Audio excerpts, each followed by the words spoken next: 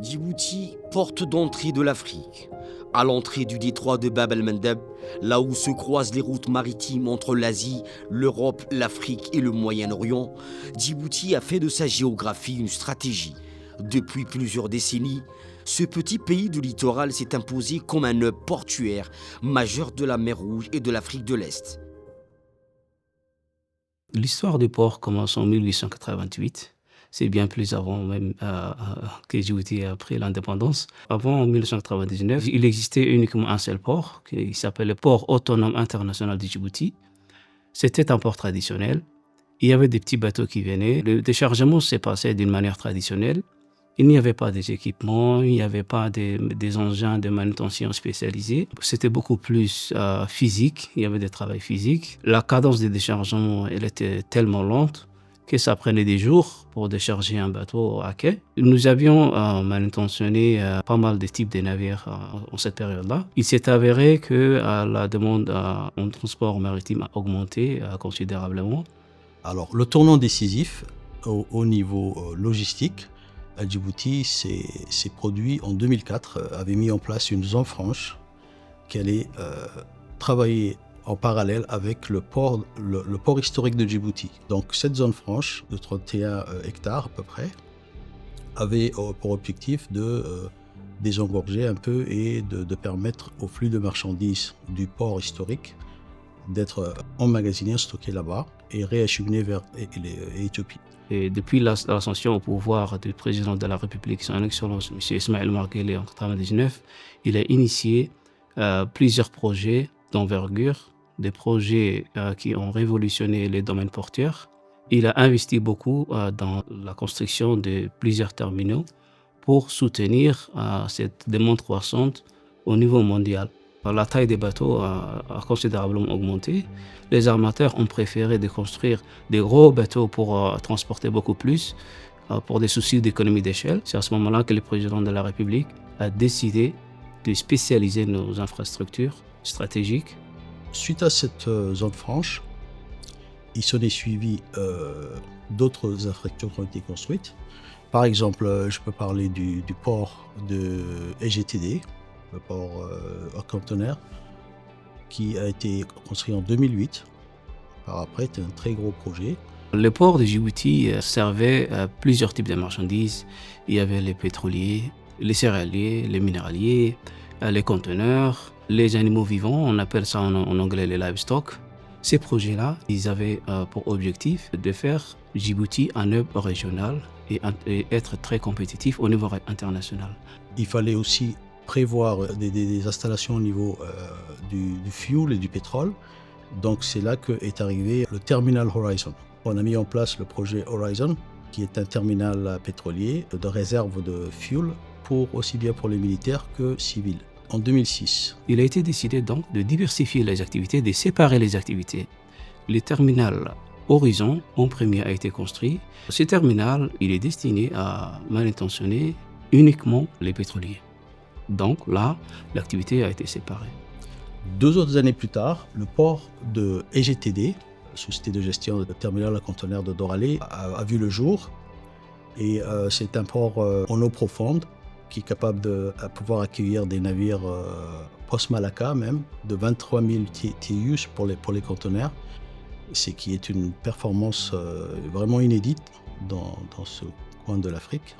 Le terminal à conteneurs du PID, le port autonome international de Djibouti, avait connu une augmentation de son trafic. Donc, comme le terminal à conteneurs avait une capacité maximale de 350 000 TEU, ou équivalent des papiers comme vous voulez, ce terminal-là, il était à presque saturation. Le président de la République a construit un terminal à conteneurs appelé Dorale Container Terminal, qui est actuellement appelé SGTD. C'était un nouveau terminal flambant neuf avec 1200 mètres de quai linéaire pour manutentionner uniquement les conteneurs. Ce terminal avait une capacité d'1 200 000 équivalents EVP par an. Il a déjà atteint 1 million de TEU l'année dernière. Après le port de EGTD, le port à conteneurs, s'est construit 3 projets. Le port de Doralé Multipurpose, qui est un port polyvalent, de surface totale de 192 hectares, qui est énorme, avec une capacité annuelle de presque 9 millions de métriques tonnes. Ensuite a suivi le port de Tadjoura en 2017, toujours la même année. Et aussi la construction du port de Goubet en 2015, un port qui est dédié uniquement pour l'exportation du sel. Là, nous avons la banquise de sel à la Cassale. Nous avons un énorme stock de sel à exporter. Il y a plusieurs pays qui en ont besoin, là. Surtout, vous connaissez l'hiver. À travers cet ambitieux programme d'infrastructure que nous concrétisons de jour en jour, d'année en année, nous voulons que souffle dans nos régions un vent de renouveau économique et que s'enclenche une dynamique qui conforte le positionnement de Djibouti comme une plateforme régionale incontournable des échanges commerciaux. Il y a le terminal du DMP aussi qui a été construit en 2017, le Doral Multipurpose Port, un nouveau terminal flambant neuf, bien équipé, qui fait la manutention de divers produits. Nous avons des quais spécialisés pour la manutention des vracs aussi et de l'afferrage. Donc un nouveau terminal de DMP a rejoint aussi la liste des terminaux, des nouveaux terminaux qui ont été construits afin de décongestionner les ports de Djibouti. Après le DMP, il y avait aussi le terminal de Tadjoura qui a été inauguré en 2017 aussi par le président de la République. Comme vous le savez, Djibouti est un hinterland pour le pays enclavé, en premier l'Éthiopie. L'Éthiopie avait prévu l'exportation des potages depuis la région nord qui devrait utiliser le port de Tadjoura. Mais là, actuellement, le port de Tadjoura manutentionne aussi de la ferraille, le charbon aussi, le charbon qui vient en vrac, qui est destiné aussi en Éthiopie. Et le port de Tadjoura est actuellement là-bas, est acheminé les navires de métaux qui transportent les métaux et les général cargo, ainsi que le charbon. Et, tout ce qui est fer, en fait, est déchargé au port de Tadjoura. Donc, ces 3 projets-là, comme vous pouvez voir, à chaque fois qu'il y avait une demande qui augmentait dans l'arrière-pays, c'est-à-dire dans cet immense pays qu'est l'Éthiopie, Djibouti automatiquement s'ajustait et mettait en place les infrastructures qu'il fallait pour répondre à cette demande qui est dans notre arrière-cour, qui est dans notre arrière-pays. Le président ne s'est pas arrêté jusqu'à là. Le développement d'un nouveau terminal à Demerjok, un terminal gazier qui est uniquement dédié pour le gaz. Ces projets d'investissement placent la République de Djibouti au premier rang dans le business portuaire en Afrique. Imaginez, vous avez un navire. Vous êtes un importateur éthiopien, vous avez un navire, vous affrétez un navire, vous ramenez la marchandise à Djibouti. Donc, aujourd'hui, là, actuellement, grâce à la vision du président de la République, nous sommes capables de décharger à temps votre marchandise, les stocker dans les ports et vous livrer sur votre camion, ou bien, si vous voulez, il y a les trains qui sont directement connectés dans nos ports. Les ports de Djibouti, aujourd'hui, sont directement connectés avec le réseau ferroviaire qui part directement jusqu'en Éthiopie. Donc, il y a des possibilités de livraison, soit sur camion, soit sur les rails. Vous avez des terminaux ferroviaires qui sont à l'intérieur des ports, ce qui nous permet un mode de livraison de multimodal. Nous acheminons les marchandises par la voie routière et maintenant avec le projet Sea Air Cargo par voie aérienne aussi. L'interconnexion et les réseaux de transport et d'acheminement de marchandises ont été bien développés et font partie d'une stratégie et d'un processus pour répondre à la demande qui se trouve en arrière-pays. Maintenant, nous avons la prétention et même l'ambition de se connecter, améliorer la connectivité dans les pays enclavés. On parle d'à peu près 18 pays enclavés en Afrique. Certains plus proches de Djibouti, comme le Rwanda, l'Ouganda, nous ont démontré qu'ils étaient intéressés à avoir leurs marchandises se voir faire livrer à Djibouti et acheminer chez eux. Donc, les clients aujourd'hui, il a la possibilité de suivre, grâce au nouveau système qui a été mis en place, pour suivre la marchandise. Il y a une traçabilité de votre marchandise depuis le déchargement du navire jusqu'à la livraison. Donc, vous êtes en mesure de suivre votre marchandise depuis votre bureau ou votre laptop sur sa position exacte. Un nouveau système a été mis en place, un système de DPCS, sous l'autorité portuaire, qui donne accès aussi aux utilisateurs comme les transiteurs, aux clients, de se connecter directement, les agences maritimes y compris, les ports y compris, la douane aussi. Nous avons aujourd'hui, par rapport aux ports de la région, un système douanier fluide. Vous avez la possibilité d'acquérir votre marchandise en un temps record par rapport aux autres ports. La douane djiboutienne facilite, elle soutient cet élan du président de la République de vouloir renforcer les business portuaires. Donc nos ports aujourd'hui sont des ports performants en termes de déchargement et en termes de livraison. Dans le cadre du projet Sea Air Cargo, qui a été mis en place par l'autorité des ports et des eaux franches, en association avec Ethiopian Airlines, qui a une très bonne pénétration au niveau de l'Afrique, ils ont mis en place ce projet qui permet des produits à haute valeur ajoutée qui viennent de l'Orient de la Chine, parce qu'un navire qui sort de la Chine, le premier port africain qu'il touche, c'est Djibouti. Et ils sont acheminés à Djibouti et ensuite redirigés vers l'aéroport de Djibouti. Et de là, le dépotage des conteneurs se fait et la marchandise est replacée de manière à être préparée pour le client final. Et elle est emmenée par Ethiopian Airlines.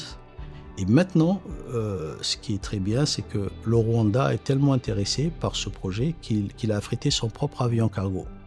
Le propre avion Air Rwanda vient récupérer sa marchandise à Djibouti.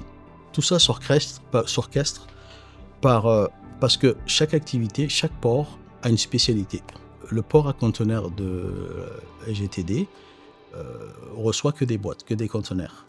Donc il fallait diversifier et aussi passer aux différents types de marchandises comme le General Cargo ou les produits vraquiers ou le vrac sec. Par exemple, l'Éthiopie importe beaucoup de blé et de fertilisants. Donc GTD, le port ne pouvait pas recevoir ce type de marchandises. Il fallait trouver le port qu'il fallait, mettre en place le port qu'il fallait pour pouvoir répondre à cette demande. C'est pour ça que vous voyez des ports spécialisés qui sont interconnectés. Et d'ailleurs, il y a une route qui relie tous ces ports-là et qui, à la fin, permet d'acheminer jusqu'en Éthiopie et qui sort de la frontière de Djibouti. Les ports de Djibouti se positionnent par rapport aux ports de région en termes de performance. Si moi, en tant que client, au armateur, mon bateau est servi très rapidement, si le temps d'escale ou le temps de séjour à quai est réduit par rapport aux autres ports de la région, je vais choisir les ports qui déchargent plus vite mon navire, parce qu'un navire ne doit pas être immobile, il doit bouger. Si je reviens sur les investissements du président de la République en termes des équipements portuaires, ce qui m'a beaucoup marqué, c'était l'acquisition de ces nouveaux portiques à déchargement. Ça va nous permettre aussi de cibler une nouvelle clientèle. Par exemple, le transbordement. Si vous avez ce type de matériel, il n'y a pas uniquement les importations dans un port. Un port est capable aussi de faire des transbordements, c'est-à-dire stocker des marchandises qui ne sont pas destinées à Djibouti ou à l'importation, mais qui est destinées vers un autre pays. Donc, il y a l'activité de transbordement et ensuite il y a des petits bateaux qui font les cabotages entre les ports de région qui vont récupérer ces marchandises.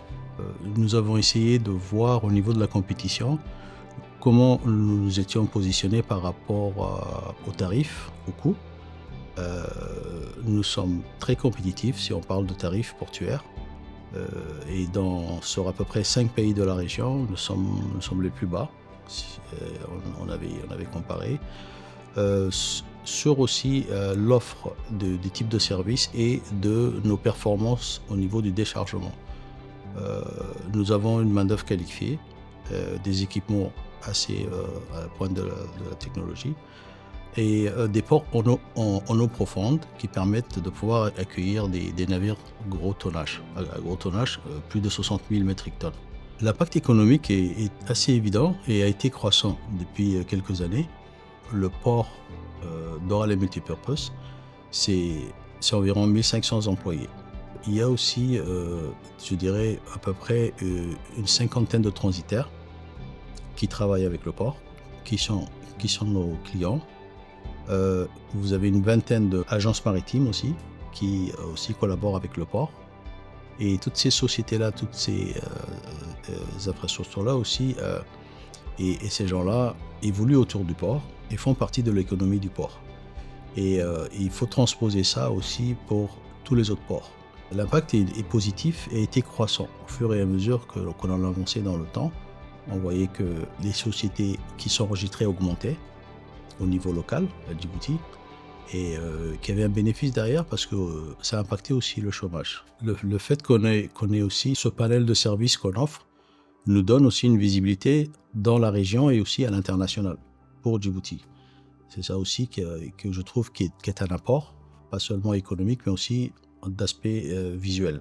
Quand, par exemple, le port d'Oral et Multipurpose avait commencé, on était autour de 700 employés. Donc, on a quasiment doublé, en 8 ans à peu près, on a quasiment doublé le nombre d'employés qui sont là, si ce n'est pas plus. Aussi, ce qu'il faut voir, quand une zone franche, par exemple, si je prends la zone de la Djibouti International Free Trade Zone, qui se trouve à PK23, lorsqu'elle s'est installée, cette zone franche-là, l'endroit n'était pas très habité, c'était assez désertique. Mais on constate aujourd'hui qu'il y a toute une population et beaucoup de commerces qui se sont ouverts autour. Et ça a généré une économie tout autour de la Free Zone et à l'intérieur aussi de la Free Zone. Donc on le voit à l'œil nu. La route aussi facilite aussi ces échanges et tout le commerce qui s'ensuit. L'impact est visuel, on peut le voir.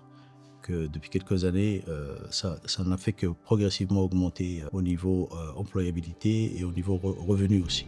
Si je prends juste un exemple, le port qui est construit à Tadjoura, ça rapporte beaucoup pour les habitants de cette région-là. Ils vont trouver des emplois dans les ports, ils vont travailler dans les ports, faire certains boulots que les Djiboutiens avaient besoin d'assistance. Mais là, aujourd'hui, grâce à cette volonté du président de la République de faire de Djibouti un hub international, les Djiboutiens sont sollicités par les ports de la région.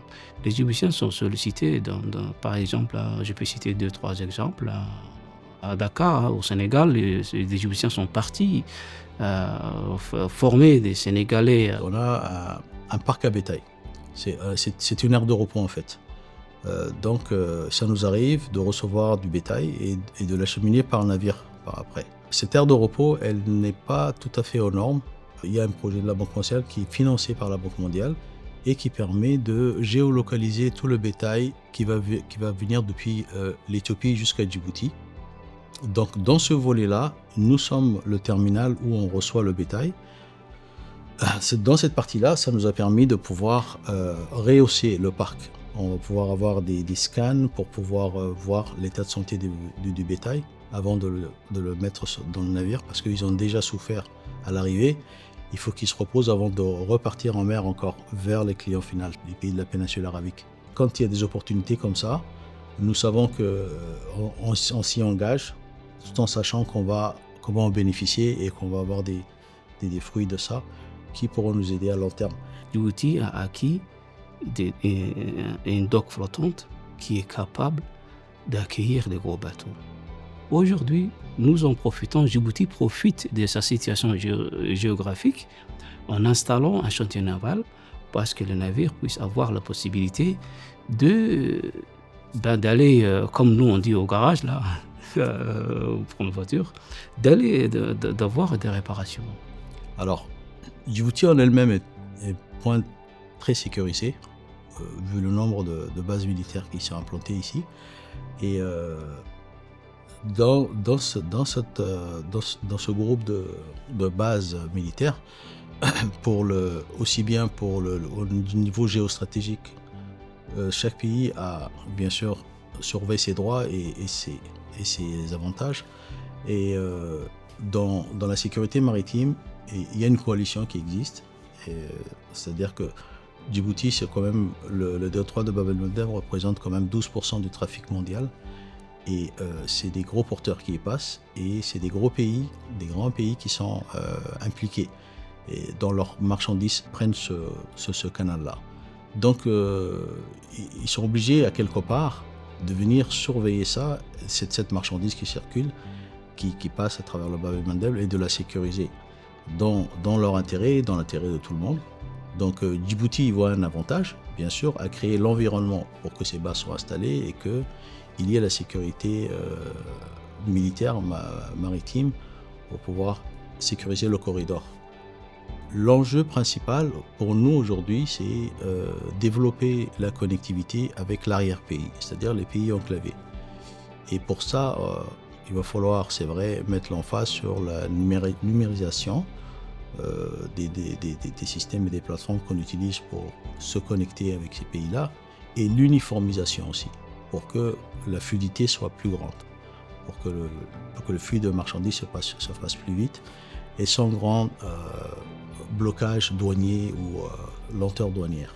Il y a des conférences comme des regroupements comme l'ASLECAF qui travaillent en ce moment, et Djibouti est tout le temps impliqué dans ce genre de regroupement et de conférences pour pouvoir aussi montrer son savoir-faire et dire que nous sommes à la porte d'entrée pour ces produits-là, et que nous sommes prêts à acheminer ces produits vers l'intérieur et à trouver des plus grandes parts de marché. Sous l'impulsion du président de la République, son Excellence M. Ismaël Omar Guelleh, et la vision qu'il a parrainée pour Djibouti depuis 1999, des gros projets ont vu le jour progressivement, et des ports en eau profonde, des free zones, pas une free zone mais plusieurs free zones, le train qui a été amélioré et même rendu électrique, ce qui est assez rare dans cette zone de l'Afrique. Les ports de Djibouti sont des ports autonomes qui sont gérés par des Djiboutiens. Les ports djiboutiens sont des ports performants qui ne craignent pas la concurrence. Ce sont des ports qui se sont investis, qui font de l'innovation chaque année, qui investissent, qui font des acquisitions, qui s'élargissent. Aujourd'hui, nous avons des free zones, des zones où le client peut stocker sa marchandise en toute liberté. Nos ports ne craignent pas la concurrence grâce à nos systèmes d'innovation, grâce à cette vision du président qui a toujours de l'avance sur les ports régionaux. Des projets qui sont aujourd'hui palpables et visibles, et Djibouti, au point où on en est aujourd'hui, a la prétention même de pouvoir desservir les pays enclavés. C'est la prochaine étape, et nous sommes prêts à rentrer et à pénétrer dans l'Afrique pour pouvoir desservir plus de pays et passer au-delà de l'Éthiopie. It is with our heads held high that we say today we do not depend on anyone but the Lord, said the head of state. The President of the Republic also indicated that our nation is satisfied with its strategic position and will spare no effort for the flawless development of our dear nation, as well as the contribution of all that is of our growth, says the President.